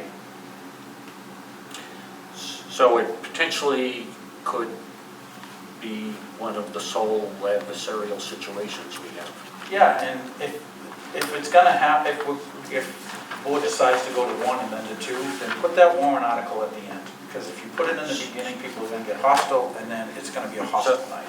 So I think what I'm hearing is that we sort of recognize that we don't have quite enough information to be able to support wanting to do a different level than the town voted on last year. And if we do 2, that puts us in a position of saying we're proposing a level services budget as opposed to reducing services. And I think if you start it that way, you may have a more constructive discussion rather than a heated discussion, right? Yep. And I think we should try to put it out there to say, this is what we're doing, and hopefully we can have some information like you talked about, And we can propose Kristen. it too. Yes. That we're keeping level services, but this is an option if you want to keep your. Right. taxes lower, this is what it could look We like. could certainly make it clear on the handout, the impact of reducing the amount and the Yes, impact. that's what, Two yeah, percent how much reduction. it will save you. If we go to one deputy, what is the cost on your taxes? That's what I think people Yep. want to see. And that, we can include that in the handout as the option to, their option would be to reduce that budget article by that amount, which would have this effect on the taxes. And Which by is that- kind of what John was trying Right, to say. but I'd also like to include what does that look like from, calls being covered, things like that, just having a little more information, that they don't think if we go to one deputy, we Sure. have No, all so- these hours that no one's gonna show up in town. So the question then is, how do we gather that information between now and town? Well, we have some of it, right? Some of it, there's just some missing pieces that I'm trying to get, and Well, so let me just stop you for a second, because I think that what we're trying to do is avoid this soaking up all of your time for the next month. Yes. Yes, it honestly, it doesn't take me that long. The issue is getting some of the information that I need in order to put it together, and, So so the question is, do we want to effectively create this ad hoc committee over the next month to try and gather data? Yeah, I just don't think they're going to be, I don't think by the time they're not going to have anything for town meeting. Well, I think oh, I that's, think we can, Yeah, the ad hoc? that's, I think, the but issue. we're not looking at other options, we're just looking at, if we go to one deputy, this is what it will look like. Okay. So I think, John, the question is if you get some extra set of hands, if we're able to put some of the information that is available or can be available together in a way to help with the briefing document for town meeting.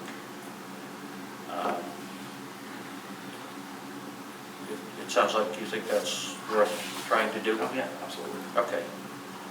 All right. So how do we proceed then on that idea? Just ask for volunteers? I think What are right we now. thinking for a timeline on it? Because that might be Well, that's what I mean. something that I could put on as an agenda item for the next meeting to approve a committee. We would have to have all, I think, It- you have to have it in place before that you, Yeah. Well, Data. so the problem is to determine how to pull data. It's almost more of a couple of workshop kind of environment to get people who'd be interested in. Well, I think the idea of the committee is a good idea. It's just the timeline to assemble a committee together and meet and gather information. I don't think it'll work for this, but I would appreciate if there's a couple of volunteers that are interested in. From the board? Couple members of the board that, yeah, I have their name, and I said it would help. All right, so let's just to kind of reset here for the moment. Between now and town meeting, we'll have a couple of sets of hands that will work with you to try and create as much information in the briefing document to go along with town meeting as Yep, possible. yeah. And then And we'll then- start a committee. And then I think maybe with the new board in July, decide if we want a formal public safety. Might be like to roll it out with the new fiscal year, after Yeah. July as a new committee. Okay. And are we deciding that we should restore the second deputy in the budget to be published online? Do we have to make a motion on that? No, it's, because we haven't officially approved the budget yet, it's still a draft budget, it's just the one that's out there only has the one deputy. And the question, I think, for tonight is we want to provide John a sense that he should include the second deputy. I think based on the feedback we got from those who were there, it's what the people are asking for. So, do you have enough from us for the moment? Go with the two deputy budget as the proposed other draft budget, so people can see that, which would then, rather than a 2% reduction, it would reflect a 2% increase. And then we will work on trying to bring together additional information for a town meeting that might help people. so no additional article regarding the sheriff. No additional article regarding the sheriff. I think the only other question was on first First responder, responder coverage possibly for partial. and whether we should think about an article to try and do something on the first responder side. Any, It wouldn't be viable to start something like that until probably January, so we'll be a partial, half the year, so, to give time for more It would more be- people to get trained this fall. okay. It would also, you would want to time it though so that we would be able to have information for the budget cycle next year to know. In other words, it could be successful or unsuccessful, and the idea would be to have enough experience to know whether a full year should be budgeted for. So the question is, should we have John think about putting together a second article for some allocation? Or just an article, you mean just an article? A separate Article. Asking for money for. Per diem Per first diem. responders. So we've talked a little bit about this idea of compensated on-call or committed on. I don't see that as drastically different than our volunteer on-call service that we have now. You know, putting somebody on duty to cover a shift is similar to what we have with pagers, and we're paid when we respond. Do we want to But- say, ask for a certain amount of money to be put aside? Should be based on what this public safety committee can decide that could go into effect in January? So it's there if, Set aside. if the committee says, hey, this is, Oh, that's a good idea, have the public safety, make that as part of the public safety committee to look at. Okay. that if it's decided that's the way we want to move forward, that At there's least there's money some for the funds back in half of the year. But if it's decided, when they look into it, that this is How not much going are to you do looking anything. to? I would have a special town meeting, because you're gonna be pretty general on what you're asking for, and people aren't gonna know what they're voting for. Okay. You could have a special town meeting in January to Okay. actually lay out a plan. I don't All right. think people are gonna be hesitant to. Okay. So why don't we wait till we form this committee and let them, That might make sense. Yeah. Okay. Is the $12,000 we approved last December, is that still hit? rolling over indefinitely until it's used? Yeah. Do we need to have Maureen? an article that would, It does, It's not. it's not a carryover. It may for a little while, but it's not indefinite. There's like a time, a reasonable time. Yeah, we're only looking for, I mean, if it doesn't work after this next upcoming year, then, And it's undesignated funds. It wasn't Yeah. new tax revenue, so but it is rolling over through the next fiscal year. for the next year, at least. I didn't know if we needed any type of article to generate more funds from training after that money were used up. Do you, I think one of the objectives is to try to recruit more on-call first responders.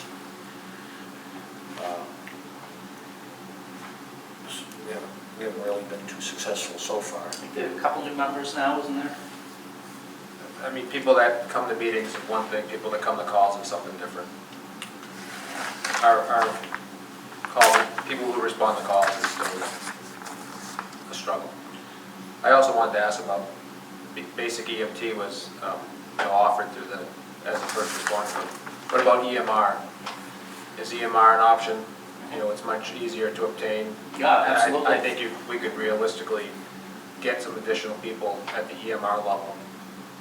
The EMT level is a huge ask. Yeah, sure is, yeah, and Hundreds of it hours. would of even be training. easier to have to get again, it goes back to what I've been trying to figure out, is a authorized company that is. Come here before. Come here, yeah.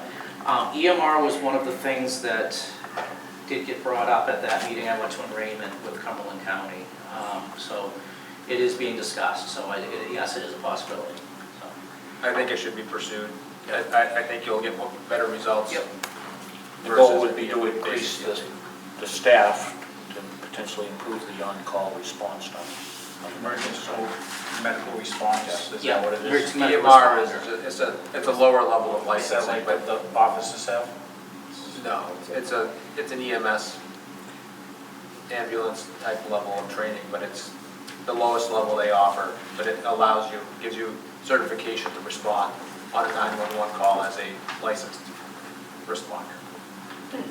So there's basic and advanced And paramedic. paramedic So the, regarding the level, the medical services that someone could perform. yeah, so the minimum to staff an ambulance is basic EMT, and then there's advanced EMT and paramedic, but EMRs can't, but we don't have an ambulance, so there's, so it's. EMRs it would can be do okay bleeding for control, our work. CPR, The critical assessment, basic. vitals, Yeah, the real basic things, Yeah. but often could be life-saving measures. yeah, no, absolutely, that's a. But the training for that is something like It's like 48 half. 48 hours to 60 hours versus Yeah. 200 hours for EMT. It is a good option. It's- Yeah. So some of this I think becomes that's really good. more important as the, as I guess we may hear in a little bit, the age of the community gets older. Then having an emergency medical responder, basic level, may become more and more important. So, We have retired nurses in the community that may be interested in that. We have ski patrol who have a lot of training in that might be interested in that. If you find out you need like a minimum number of people, just let us know, because maybe we can recruit some for the class, We you know? would, yeah, I mean, I think in order to have a class here, of course, if we were to have a class here, we'd also open it up to, you know, Yeah, the seats true. would get opened up to the, you know, Others. others, that we wouldn't be paying for, that, you know what I mean? But Yeah. it might be people from other towns, at least just to fill seats, so. Yeah, in order to hold a class, yeah, they would need some kind of a minimum number of 8 or 10 or whatever it is, so. so enough of the review and enough on, I think we've sorted through articles, the public. Any other comments or questions from the board before we go to the public? No? Everybody? The public has a comment. I think you're. Can you hear him? Can he hear you okay? I think the idea of a budget with 2 deputies is the way to go. They can reduce that to 1 deputy or reduce that to no deputies. That's good. I think the idea of a public safety committee is a good idea. But there's a real fundamental question that I think you folks, this town needs to determine, and as a goal for the public safety committee, is what kind of law enforcement do you want? I know in the past, the sheriff's department has been hesitant, if not resistant, to having the town say, you guys need to do this. And I think there's a good example is, the fire department spent quite a bit of time going through the elementary school. We know it pretty well, in case we get called in. Have those 2 deputies walk through that building? Do they know where the panel is to shut the alarm off? Have they walked around? Do they do? I don't know. I can say, I know at least one of the deputies spends time doing community outreach at the elementary. That's great. That's the type of thing I think this community, we don't have an SRO. And I've said it before, I think that some sort of a policing, community policing concept is something that we should have here. I would rather have someone at the general store, when the deputy walks in, say, oh, it's Officer Jones. Hey, how you doing? Instead of, uh-oh, what's going on? The cops are here. That's an attitude that I think you can work on. So, just my observation. We talked about that just this week, about community outreach for the deputies. Yeah. And John was gonna talk to them about that. Get to know the kids Yeah, get to in know. a positive way as Go opposed play to something else. basketball, if some of the kids are playing basketball up there, go Yeah. spend 20 minutes playing basketball, that type of thing. Like the local police, because they're out, you know? So thank you for that input. We'll put that down under the public safety potential tasks to take a look at, the whole goal. I think certainly looking at it, stepping back and being able to cover all of the bases in terms of what's really looking for. We'll take a little time and effort. And so I think it will be a good addition and really help foster community engagement to start that next year, next fiscal year. Thank you.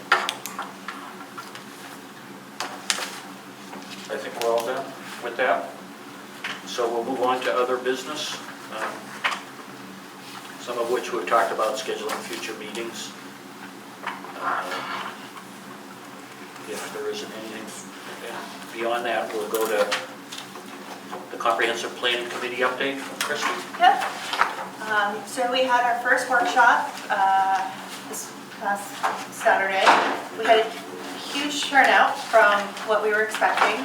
GP-COG had told us that having 30 people show up would be great. That's what they got in Cumberland. So if you look at the population of Cumberland and 30 people showing up, that's like a 0.3% of their population that showed up to their workshop. We had 70 people, so almost 3% of the population, which for a Saturday, I think was pretty good. We got really, I think, some really good feedback. There were activities for those who were not, I think all you guys showed up, but what type of housing styles people would like, where do they want to see residential growth, where do they not want to see residential growth, commercial growth, getting feedback on the vision of the town and what people want to see, as well as if the town were to take out a $10 million bond, how would you like to see your tax dollars spent? Interesting enough, from GP-COG, we are the first town that's never had give the money back to the taxpayer as the number one or number two. It was actually last. Wow. So the highest one's there. Actually, we're looking at open space and protecting the natural environment as well as recreation. So that part was very interesting. Through this whole process, GP-COG has had different presentations, and all of the presentations can be found on our website, harrison2027.org. The latest one was information that GP-COG pulled together on the population demographics. And I know we have people sitting here in the audience who don't have a presentation, but I thought there were some very interesting items. I don't know if you guys had a chance to look through this. But looking at like the population growth, where the highest population was actually in 2010, went down, and then when COVID hit in 2020, it's gone back up. Their expectation is it's going to decline again, so just an interesting trend there. They're seeing that throughout all of Maine, is seeing a downward trend again with population.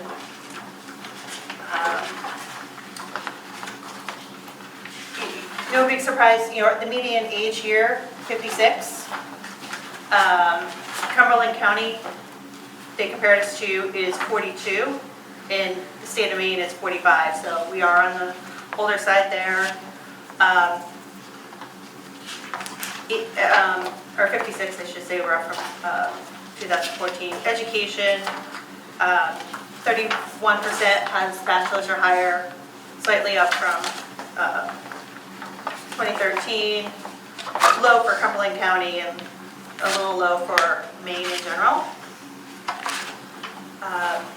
Again, you can look at the age distribution, as Scott was pointing out earlier, some of the demographics of where it starts to fall off, that we are 45 and up is probably the biggest portion of the population, and then the lowest age category there being the 35 to 44. It says the children dropped in half. Mm-hmm. Yep. And you see the same thing. They have school enrollment showing where that's trending, which is not a surprise at all. One of the big, when we start looking at income, was incredibly surprising.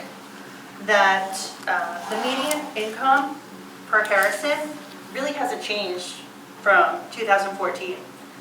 It was, at that time, 55,000, and we've only gone up to 56,000. So in 12 years, the median income really has not changed. And it's very low when you look at Cumberland County and even the state of Maine. Interesting. And then their last slide, and we are trying to dig into this a little more, was the poverty level. Because if you look at Harrison, our poverty level is actually 19%. And that's up from 10% in 2014. And if you actually take out residents over the age of 65, the poverty rate goes up to 23.4. The poverty rate for 65 and above is 9%. So, some very interesting information. Kristen, do we have any information on what up, trying to word it, our population from our property owners? Because, I mean, we have a lot of second home owners here that are not figured into the population. Now, do we know what our percentage of that is? What? Second home owners? No, well, we were not given that. I did ask for what our summer residents, like what the population during the summer looks like. So they're looking into that. And what population of housing here is Airbnb or, rentals versus, better understanding.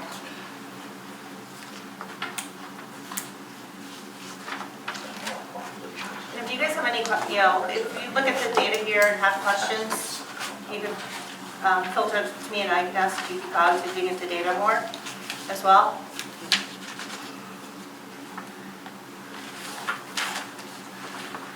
It does suggest. Do you have a question for John?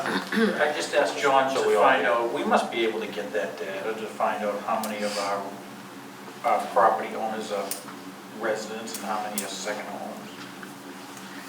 No? You have no idea about that? No, I don't know how we It would would be a do lot it. of cross-referencing between, Taxes and. Yeah, because even taxes Tax are versus people voter being registration. throughout the year. yeah, it's, Voter registration would be the closest thing, Oh, there you go. but even still, Homestead exemption, census is, I think, TU the, and stuff. this, Homestead exemption, yeah. but not, there's so many But people a lot of people don't. don't do it. Yeah. Yeah. Get the homestead exemption. So there really is no good way to estimate it, other than maybe the Census Bureau has it. Sort of focusing in on, I think it certainly brings up the question of whether some sort of a priority on increasing community prosperity somehow should be high on the list of things. And whether in fact that should wait until after the comprehensive plan's done, or whether the board should think about doing something next year. It's interesting that it's below age 65. Yeah. So number up in half. Well, not the poverty level. The poverty level. Yeah, and if you take out the Take a, seniors. which is, to some extent, you'd think it would have been the reverse, but it's not. So it does kind of bring up the topic of how there are ways to divert money into the community rather than having it go out of the community. Are there needs out there that we're not meeting Yeah. for the community? I mean, that's sort of recruiting first responders and paying a stipend for on-call would be one way to return money into the community from the residents. But that might be something maybe the planning session in August, the board should think about as that a priority. I don't know that the board's ever sort of looked in that area as part of their goals in any one year, but maybe next year we should. So will the Comprehensive Planning Committee produce different reports like this as they go? So this one was pulled together by GBCOG because they will be doing that section of the comprehensive plan. Yeah. We will be putting out reports on the data from the workshop. Those will be, I think they're going to do little snippets going into the newsletter and different mechanisms, getting it out to out there. And then there was one last slide, I did pull together financials of where, I didn't look at what we're paying GP cog, because there's a schedule there, and that's only going up to 75,000.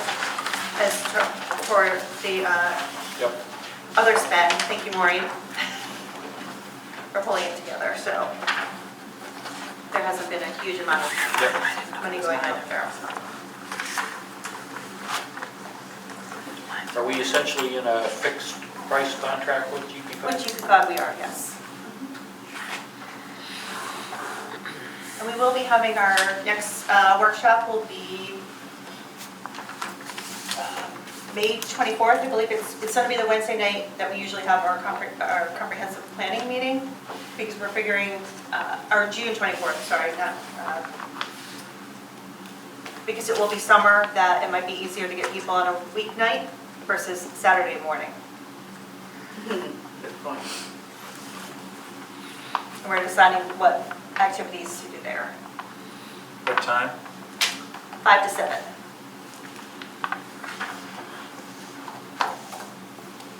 So it sounds like we duly impressed GP cog with the Yes. turnout. Mhm.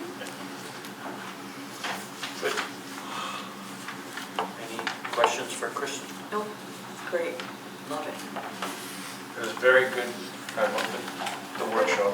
Good. It was good. It was great to see representation from the entire board there, and the town manager. That was exciting. And the food was good. Yeah. Moving on, next regular meeting, board meeting is Thursday, May 14th. And we have our May 7th meeting on the ordinances and with the energy, the capital improvement plan workshop, volume 2. If no one has any other questions, I'd entertain a move to go into executive session for MRSA, section 405. Paragraph 6A for evaluation of employee. So moved. Second. Motion's been moved and seconded to go into executive session. All in favor? Is there a hand up on the end there? Yes, I got it. 5-0. The other end. So. So we're going into executive session. We don't anticipate any votes. We'll be adjourning once we come out of executive session. Thanks. Thank you to the public.